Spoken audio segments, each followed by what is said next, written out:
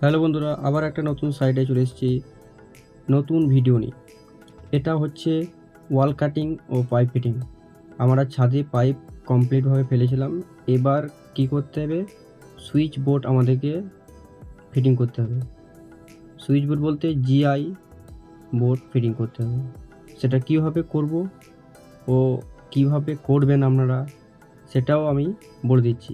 এবার কটা বেডরুম, কটা রান্নাঘর, বাথরুম, ডাইনিং, সেটাকে সব আপনাদের এই ভিডিওর মাধ্যমে দেখাচ্ছি।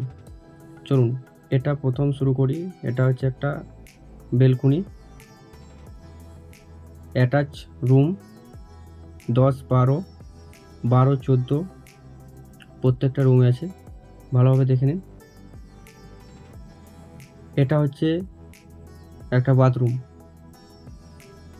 10, 6 বাথরুম। বাথরুমের সাইডেই একটা বেডরুম। এবার দেখুন আমরা কি করেছি, গ্রাইন্ডারে করে কেটে নিয়েছিলাম। এবার আমাদের ছেলেটা কি করছে, ড্রিল করে ছাড়িয়ে নিচ্ছে। এরপরে দেখুন সিতে আমরা কি করেছি, ফুট ল্যাম্প দিয়েছি। ও ফুট ল্যাম্প দেওয়ার পরে আমাদের যে টোটাল জংশনটা সিঁড়ির উপর থেকে উঠে প্রত্যেকটা রুমে রুমে মেন লাইন চলে গেছে। এরপরে কি হয়েছে, সিঁড়িতে আর একটা ফুট ল্যাম্প দিয়েছি।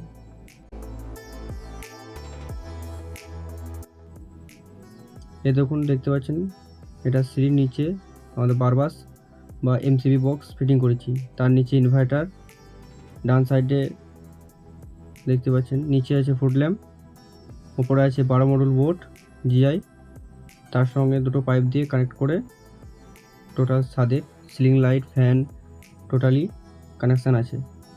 এবার অপোজিট দেওয়ালে দেখতে পাচ্ছেন এটা হচ্ছে আমাদের এসির লাইন, জানলার উপরে এসি বসবে। তার পাশে আছে 8 মডেল বোর্ড। এরপর দেখছেন বেলকনিতে যে লাইটটা ফিটিং করা হয়েছে, বোর্ডটা ফিটিং করা হয়েছে, তার মধ্যে 8 মডেল বোর্ড আছে। আর একটা বেডরুমে চলে যাচ্ছি। এটা হচ্ছে ফুট ল্যাম্প, সেম প্রত্যেকটা রুমে একই কাজ করা আছে। ফুট ল্যাম্প আছে একটা করে, 12 মডেল বোর্ড আছে, এসির লাইন আছে ও 2 এর বোর্ড টোটালি কানেকশান আছে। এরকম নতুন নতুন ভিডিও দেখতে গেলে চ্যানেলটিকে সাবস্ক্রাইব করবেন ও একটা কমেন্ট করে যাবেন। এবার দেখতে পাচ্ছেন ডাইনিংয়ে, এটা হচ্ছে ডাইনিংয়ের টিভি ডেস্ক হবে। তার সাইডে কি করা হয়েছে, একটা 12 মডেল বোর্ড ও নিচে 8 মডেল বোর্ড আমাদের দেওয়া হয়েছে। ভিডিওটি ভালো লাগলে চ্যানেলটিকে একটু সাবস্ক্রাইব করবেন। Thank you.